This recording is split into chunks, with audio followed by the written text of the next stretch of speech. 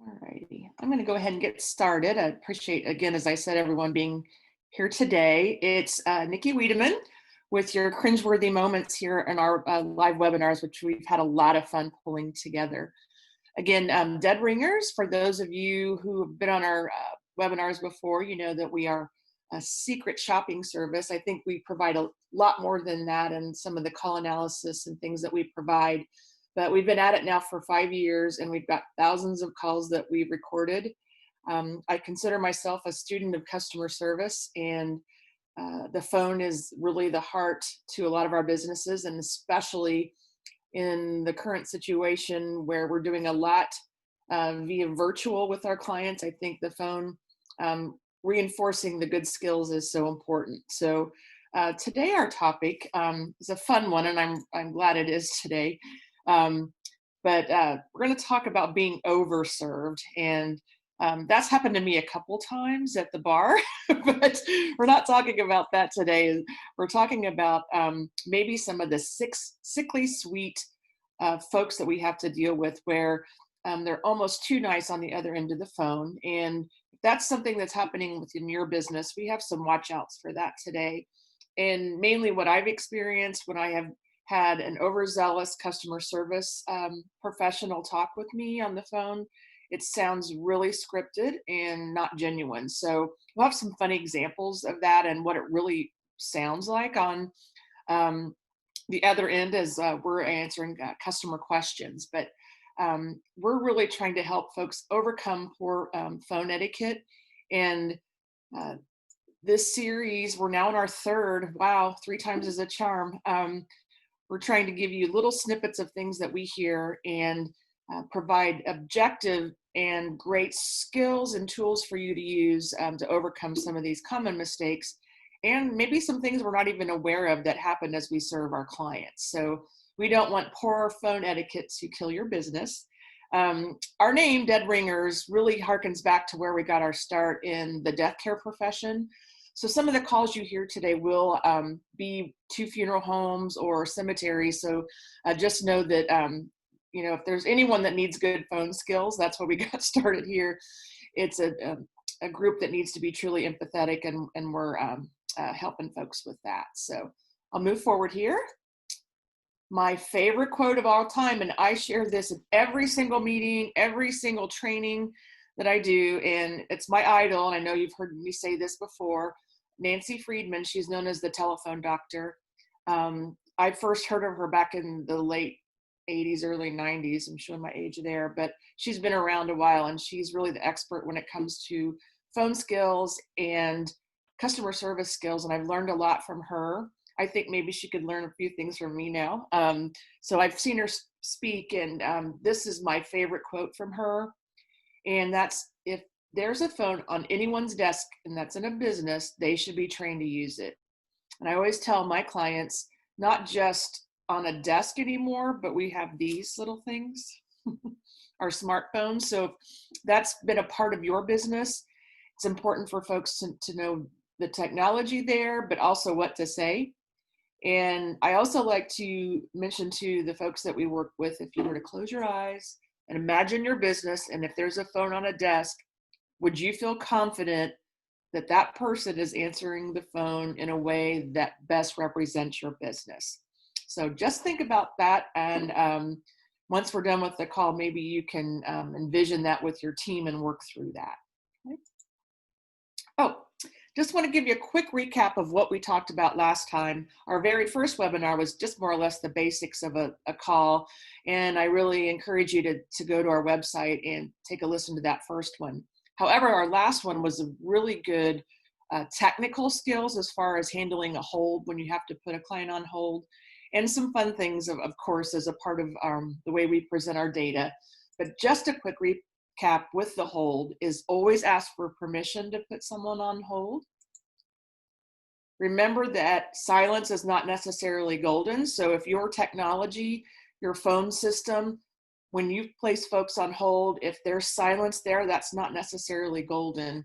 And I've recently made a big move across the country, and I've been on the phone with lots of different companies, whether it's a moving company, utilities, all of those types of things. And if you put someone on hold and there's that silence there, I always ask them, you know, did I did I get disconnected? All of those types of things. So remember that silence is not golden. And probably most the thing that requires the most art, but also some technical skills, is the transfer. So if you're transferring a client from your phone to another colleague, how that works. And the main thing that I suggest, and my colleagues on the Dead Ringers team suggests, don't ever do a cold transfer. And what we mean by that is just throw a call to a colleague and leave it at that.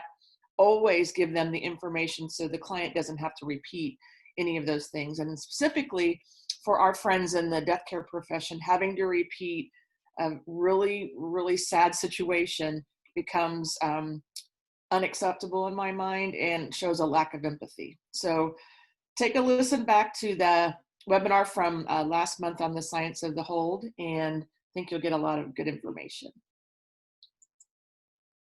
All right. This topic is super interesting, and I found that we have some really good actors out there because they're following scripts.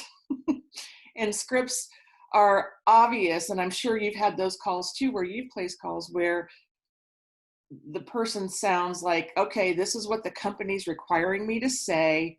You're overly nice. You acknowledge every request with absolutely, I can help you with that. It also builds in a lack of being genuine. So if part of your training is that you really want people to be super nice, sometimes that can backfire on you. So that's what we'll be talking about today. So are you over serving? Are you over the top? And again, I mentioned the big move I made and had to use the phone a lot. And I have a great story from a company that handles plumbing. So just you wait, okay? All right, so based on our data and all of the calls that we've placed, we're at thousands now, we find that about 25% of the time, folks are sounding overly nice and very scripted. And again, as I mentioned, we want to provide good customer service, but sometimes it just becomes, you sound rote, you sound like you're not engaged because you're following the company edict. We lose our personalities when we create these scripts. So just keep that in mind. So we have 3 calls that we like to do, and this is kind of part of our countdown. And we'll focus on 3 areas today, things that we caution you to do. You may be doing these things and you sit in your own world, and we don't realize that some of the things that we say and how those get portrayed to folks on the other end of the phone. So there'll be some audio here, so take a listen. There might even be some video later. So all arrangements, but we don't really want anything extravagant or expensive. We just want something simple. Oh, okay. He's still at the cemetery, honey, so I don't know what time he'll be back. Usually about an hour out there. So. Okay, so the word honey used in a phone call is not really appropriate unless maybe it's your mom or dad. That's the way I look at it. And I have my soapbox issues here and try to keep those out of things. But the use of the word honey as a calling, a client professional relationship just doesn't work. I've had colleagues that I've worked with that use sweetie, honey, as I manage them in call centers, and to hear it is sometimes grating like fingernails on a chalkboard. Although we want to be sweet and gracious and really show that we care for our customers, sometimes that may come across to the other person on the phone as not so sweet. So I just caution you, a lot of times I get, well, in our area, that's how we talk here. And you just never know who's on the other end of the phone, and you don't want to lose a customer based on a sticky sweet saying like honey, sweetie. I've been called babe. I don't know about you gals out there. And then to call a man sweet or honey, sometimes just it's a little antiquated in my mind. So just really think of that as a watch out when you're dealing with calls. So another part of this is if you do get the caller's name, is saying it over and over again. And we have lots of calls where the name's not asked for at all, which that's a completely different series for you to listen to. But if you do get the name, I've been on calls, and you may have too, where after each request or sentence, they address you by name. And to me, obviously, who's ever trained these folks say, be sure to use the name and use it often. And people take it to the extreme. So really be cognizant of use of name. Also, sometimes I've been called Mrs. Wiedemann, which is fine to be formal, but I prefer to be called Miss Wiedemann. I know, I'm tough, I'm high maintenance. But again, you need to be really careful in how you address people. If someone provides you your first name, their first name, use it. Okay? Again, avoiding those nicknames in terms of endearment, honey, sweetie, sugar pie. Listen, babe, call me hun one more time and I'll burn this place down. Have a great day. This is a funny video, and I don't think it was synced up there very well, but if you Google call center nightmares, things like that, this is a really fun video if you wanted to get a good chuckle out of your team, especially if you have a team of folks in a call center. It's a lot of fun. But she's right, even though she's smiling through this, thank you very much. Don't call me that or I'll burn this place down. So again, those terms may not necessarily be a good thing. Okay. And this is Joe. How may I help you today? Hi, Joe. I had some questions about your cremation services. All right. Give me 1 second here. Let me just get out of the screen here so I can give you my undivided attention. And before we get started, if you don't mind, I'll just ask you a couple questions just so I know that I'm speaking to the right person and I choose you. Is that okay? That's fine. All right. What's your first name? Nancy. And your last name? Cadlett, Cadlett. All right. Your best phone number, just in case we get disconnected. Sure. 614-688-3733. Okay, awesome. And we're talking about cremation, you said. Fantastic. Yeah, absolutely. I'm glad that you did call, Nancy, because when your loved one is getting to that point where maybe you want to put something in place, it's always to kind of take it off your shoulder. What's your father's name? David. David. Awesome. And how old is he? Okay. This is a discussion about cremation and the word awesome, fabulous, thanks, fantastic. I really appreciate his enthusiasm, but sometimes enthusiasm can be a little bit over the top. He's just trying too hard. So my colleague Mandy and I were kind of talking through this, and as you think of texting or the things that you do when you chat with folks via Messenger, those kinds of things, limit those exclamation points and think of your language as well. So considering the business, the use of those kinds of words, I just don't think are appropriate, and I don't know necessarily they're appropriate with any business.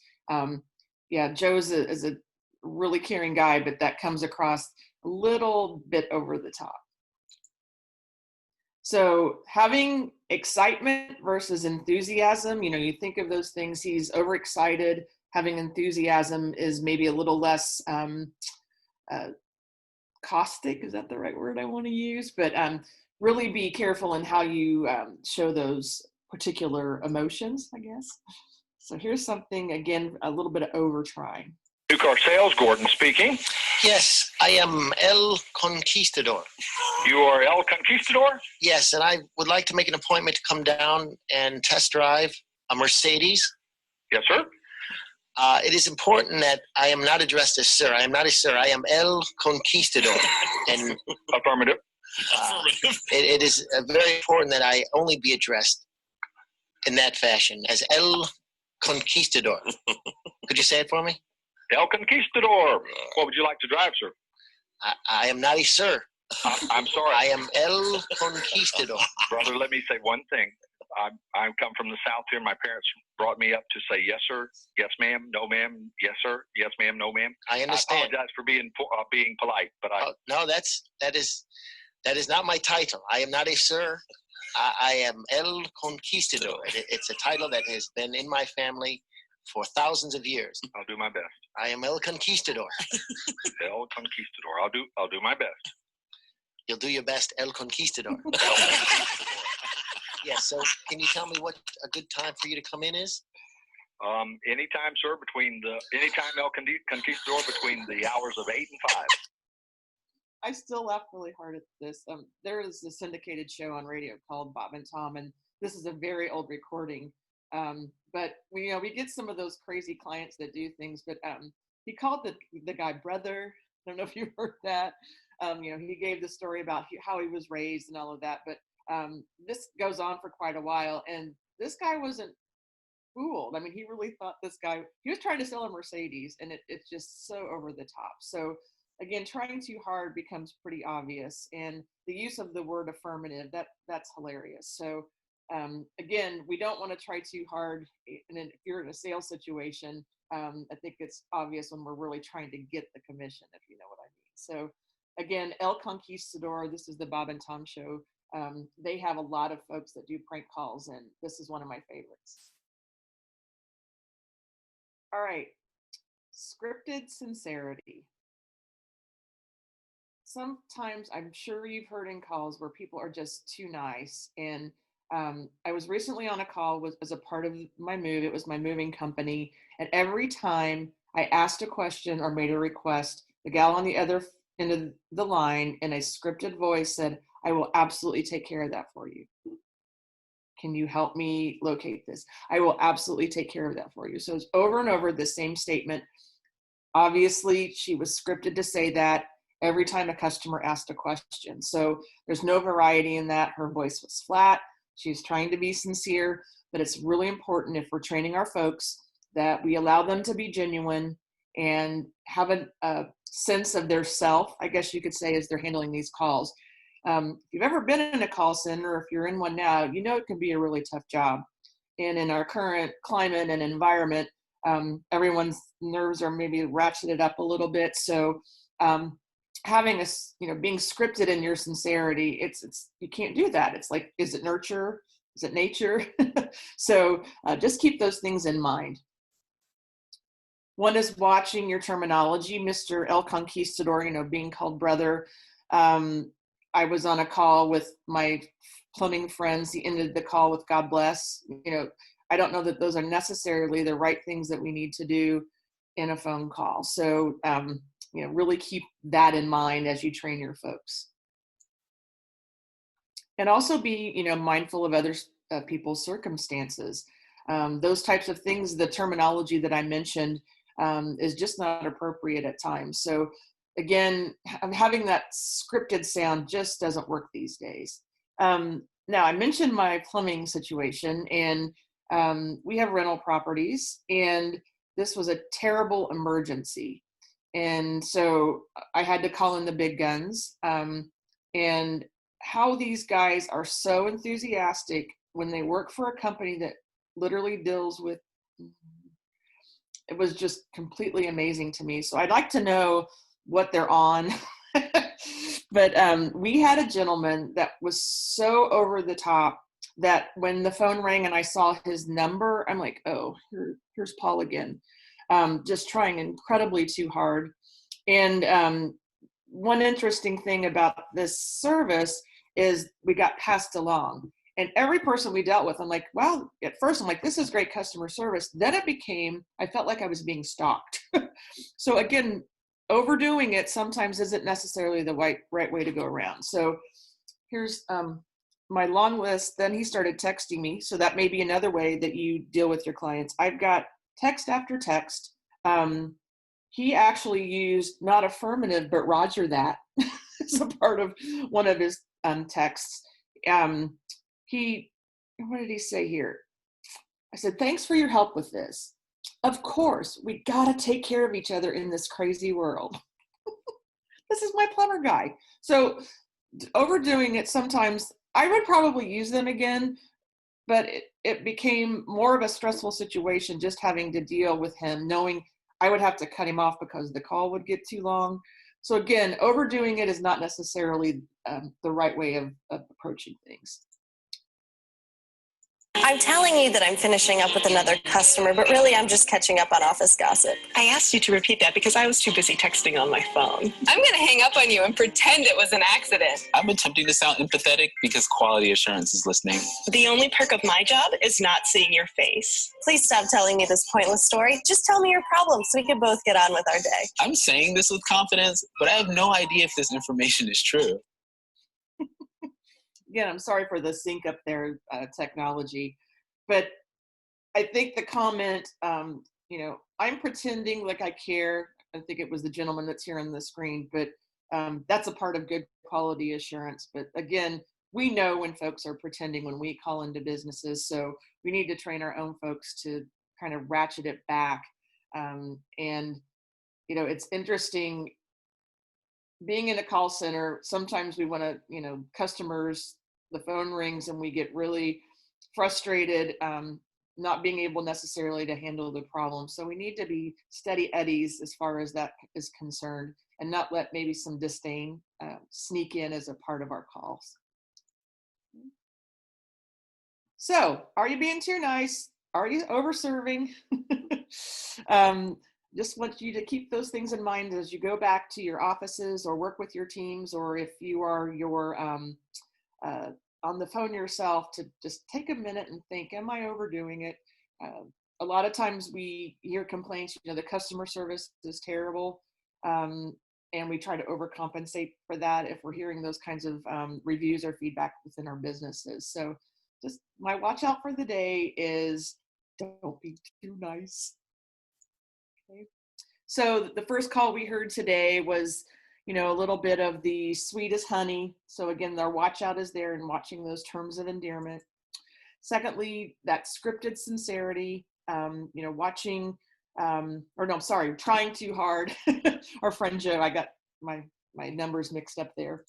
And then lastly is that scripted sincerity. So important that we not get caught up in using the scripts. So I appreciate your time today. We are working on our next episode. Our goal is to have those the first Thursdays of each month. We always appreciate feedback, so feel free to email us at info@deadringers.com. Your feedback is important to us.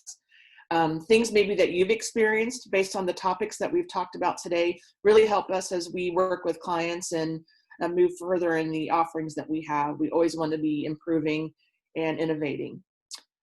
So if you have a topic that you'd like us to share, feel free to do that. Our website is full of white papers, past webinars and things like that we've shared that will maybe jog your thought process and some of the topics. So appreciate your time today. We're a day away from Friday, TGIF. And again, visit us at deadringers.co/cringeworthy to sign up for our next webinar. And we really look forward to seeing you. And have a great January. Bye-bye.